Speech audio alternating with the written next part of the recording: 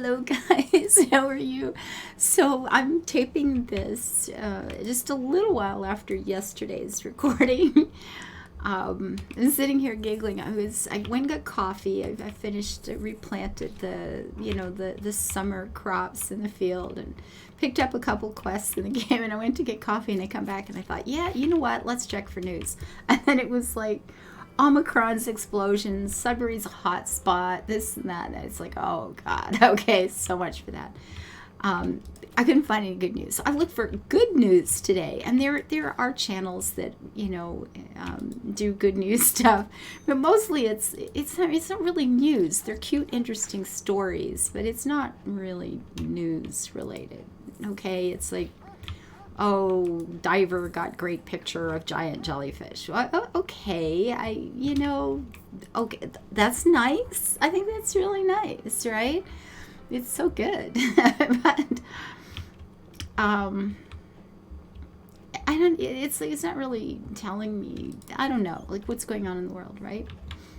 It tells me what's going on in that guy's life, and that's cool, I guess. But it wasn't really, I don't know what I'm supposed to talk about. Wow, there's a great picture of a guy with giant jellyfish. Go look at it. I guess I don't know, but I come across this story of the big tropical storm, or actually it wasn't a tropical storm, but it was a big storm that hit the coast of Scotland here last week or so, and a lot of places in the north especially got a fair bit of snow. A fair bit of snow there. Then I picked people sending me all these pictures, and I went, so that was our last snowstorm here like a month ago. I don't see what the issue is, but yeah, okay, whatever, guys. But different expectations, right? Different ability to deal with it in terms of plows and stuff like that. So what is winter here would be an unmitigated disaster in a lot of places in the world. So they did have some snow. It's a thing. But there was a pub in Yorkshire at the top of some hill, Tam Hill or something. I can't remember what it's called. But there was a pub. Now, the pub is completely off the grid. So that worked really well for what was about to happen. But the snow hit. There were a lot of drifts. There were no snow plows to get them out. And a power line went down. So power was off all over the place there, and there was no one who could come in to fix it for apparently 3 days before there was a plow available to come up, or quite frankly, in that part of the world, probably before the temperature warmed up again and it just all melted. Let's be honest. But there were people. There were something like 60 people in the pub, which included the people that owned it, I guess. There were some campers nearby that had been out camping for the weekend, and who, the winds were 145 kilometers an hour or something, and their tents got destroyed. So they ended up at the pub. So there have been a few people at the pub. There was an Oasis cover band. So we've got the band, we've got campers, we've got a few people who are at the pub, we've got the people who own the pub and who live there. And they all got snowed in and stuck together for 3 days at the pub. So they were just caught. They couldn't leave. So, there were some people who were camping, had their sleeping bags and that sort of thing. And the pub owners hauled out, mattresses off beds and put them on the floor, and hauled out every sheet and blanket they had to make beds for everybody. And there's these pictures online of these guys, sleeping all over the place at night, just on the floor of the pub, piled in. And the pub owners just fed them and gave them lots of drinks for the 3 days, and they played pub quizzes, and they had the band to play for them. Their electricity and everything was working because the place is completely off grid and supplies all its own stuff. So there was no issue with heating or turning on the music or watching movies or whatever. So these people got stranded for 3 days and apparently had a ball. Okay. Everybody was going, well, this is the most fun I've had going out to the pub in a long time.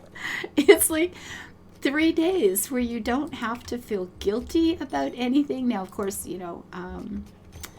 phones were, dying off, so they couldn't sit and just talk to their phones all the time, unless, they were people who were smart enough to bring their own chargers, I guess, or could share someone else's. But So there were obviously tragic hardships, but apparently they had a really good time. And there's somebody at the door, and I don't think there's anybody around but me to answer it. So, well, that sucks to be them.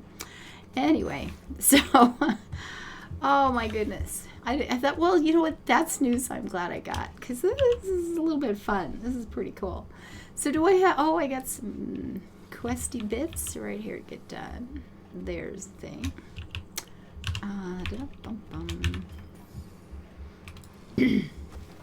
The little tamarind trees. Yeah, I don't know. That was pretty cute. So it's like, okay, I have to look for more things like this. That was good. That was news. It affected a lot of different people. It had to do with a storm. It could have been a very sad story, and a lot of people just went, well, let's have some fun with this. And then they did, and I think that is so cool.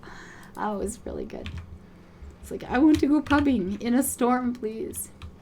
Although, I've had some really good stories come out of storms myself. I've had some fun.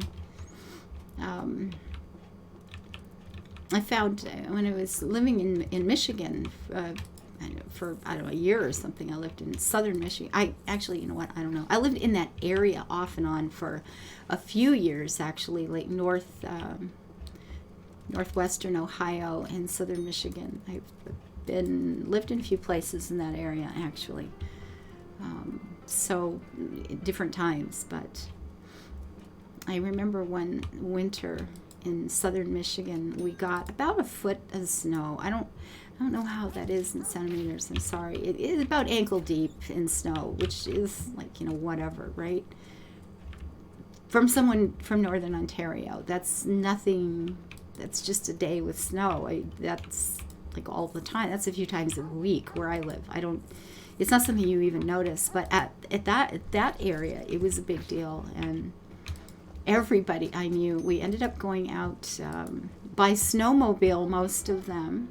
These were people, and this is actually how I met some of these people. I knew some of these people from Canada when they had come up to go snowmobiling, because where they lived, they just never got enough snow to actually do snowmobiling. But they liked it, and they owned snowmobiles, so they would travel to Canada to go snowmobiling in the winter. So, and that's how I actually knew some of these guys. So there was a lot of snowmobiles kicking around in that particular group of people. I was hanging out at the time, not that I was included in this group in any way, but I was hanging out with people, the posh people in an area, the people who were members of the yacht club and had several houses, and all, like, everybody had boats. And actually at the time I had a boat. It was a used boat. It was not as fancy as it sounds. I was living in the teeniest, tiniest little place in the whole freaking world. I didn't even have heat. I just had a wood stove. So I wasn't part of... Okay, I used to go to the yacht club all the time, but it wasn't because I had money. I just knew the right people. So, anyway, I'm with this group of people at this massive house out in the country. Great big freaking place on a huge property. It was just beautiful. And one of them had been hunting in Canada and had a bunch of venison and various things, and was doing this big stew. So I ended up cooking all day, cooking venison stew for a long, long time, because I was the only person there that had ever actually cooked or eaten venison before. So I got drafted to cook a big venison stew for, I don't know, like 80 people or something. There was a lot of people there. And the snowmobiles kept coming in, and the snow kept coming down, and everybody was freaking out. And we've got people who are coming to this party in the middle of a snowstorm in like dress shoes, high heels, men's dress shoes and stuff like that. And it's like, well, no wonder they're worried. No wonder they think this is a big deal. They walk outside and they're slipping and sliding all over the freaking place. And this one guy who'd had a bit much to drink had gone outside to take a pee, because with that many people in a house, the toilets were, you had to wait in line kind of thing. But he went outside to have a whiz, and in his dress shoes and his suit jacket, and slipped and fell into a snowbank, and he couldn't get out. I shouldn't laugh, because he was there for a long time before anybody noticed. And he was yelling and crying for help, and there was music playing inside. And somebody finally went, what is that noise? Like between songs, right? So it's going, what is that noise? And it's like, I don't, what is that? So somebody goes to the door and I can hear somebody yelling. And one of his friends or something, he said, that sounds like, so-and-so. And it's like, dude, where are you? So they're going outside in their little, sneakers and suit shoes. And oh my God, it was, so they're trying to pull him out and the guy is frozen, okay? He's got like hypothermia. And this was a good ways from anywhere. And the roads were covered, in, like I said, ankle deep snow. Nobody had snow tires. No one could drive anywhere. And there was the nearest hospital would have been, about an hour and a half by regular clear roads. So it wasn't even an option that particular day. So I'm trying to warm this guy up who is shaking so hard. He was blurry. Like you couldn't see the edges, I mean, you can laugh now because it's been a lot of years and he's survived, but yeah, it was a little funny. So at some point, anyway, over the course of that day and into the evening, and the snow's still coming down. It's getting a little deeper, but there was no wind. It was only like maybe 2 below zero, and for me, that felt like spring. I thought it was beautiful. It was a beautiful night. It was, the big, soft, fluffy snowflakes coming down. This is the kind of weather I go walking in, and I was smart enough to have proper Canadian winter boots. I had a Canadian winter coat. I had gloves. I had a hat. And I also had long johns under my jeans. Like I was good. I could have been out there for days, right? So I told somebody, listen, I'm heading out. I'm going to walk home, which was, I don't know, maybe 3 miles or something. It was going to be a nice walk, but it was no big deal. And they're, oh my God, you can't do that, you can't do that. So they're trying to get me to stay. So I just dropped it. And then I went and told somebody else, listen, I'm heading home. And they kind of looked at me like I was nuts. And I said, just get over it. I'm not the guy who fell into the snowbank because I was out in stupid shoes and had my pants down. Like, just no, I'm going to be fine. And they kind of looked at me and said, well, I guess, maybe if you say so. So I go to walk home. Well, this guy keeps drinking and passes out. And he doesn't tell anybody I've left because that would have been too easy, right? So he doesn't tell anybody I've gone. So at some point in the evening, people noticed that I wasn't around.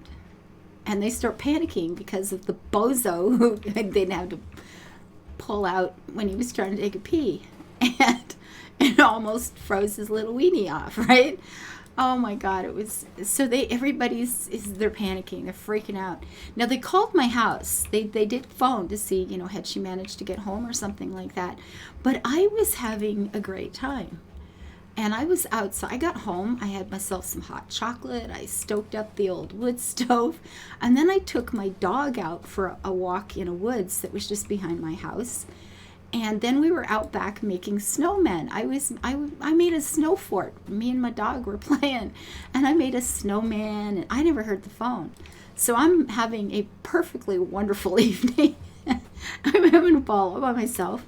I just got tired of the drinking and the noise, and I thought, this is a beautiful, glorious night outside. It's so quiet and perfect and wonderful, so I'm going to go out and enjoy it. And so they're calling my house, and I'm not there.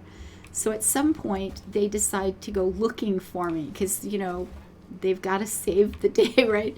So we had a couple of people on snowmobiles with actual snowsuits so that they were okay. And then we've got all these idiots in their little jackets, what I would call a summer jacket here, on the back of the snow machines because everybody's got to be the hero. And they're driving all over the place trying to find me. And they don't think to come to the house because they've called and I'm not there. So they're literally poking through. They're going up and down the road, and they said if there was a snowdrift, they were actually like digging in it and stuff like that to try to find me in a couple of times. And somebody decides to come to the house to see if I've managed to survive this horrendous weather and get home. And I'm sitting there with a glass of wine, this wood stoves going. My dog's curled up on the sofa beside me, and I'm reading. What was I reading back then? It was probably Lord of the Rings or Dune again or something like that. And I'm sitting there just, having this wonderful, cozy evening after a glorious few hours outside, enjoying the weather. And I hear this bam, bam, bam, and this pile of people come pouring through my front door, all covered in snow. Half of them are shaking so hard. So I'm getting out the blankets. I'm giving out the hot chocolate. I'm putting them around the wood stove, trying to warm everybody up. Oh my goodness. It's like, I have told you guys where I'm from, right? I mean, some of you guys have been up there. That's how I met you. So remember what it's like there in the wintertime. That was normal this was just a pretty, this could have been an mid-October evening for me. This is not a big deal, folks. And then they kind of went, yeah, that's true, Remember that time we were up there in the winter and we were snowmobiling at such a place? She just lives like an hour up the road from where we were, right? Holy shit, man, I never thought of that. So at the end of the day, I ended up, being the person to get out all the blankets and the hot chocolate and stoking the fire until it was just raging hot in the place, trying to warm these people up. And I finally got them out of my house and had to open the windows to cool the place off again. And then, got to finish my evening with my nice glass of wine and my dog and a good book. But it was funny. So sometimes storms come with very good, happy stories. They don't have to be terrible.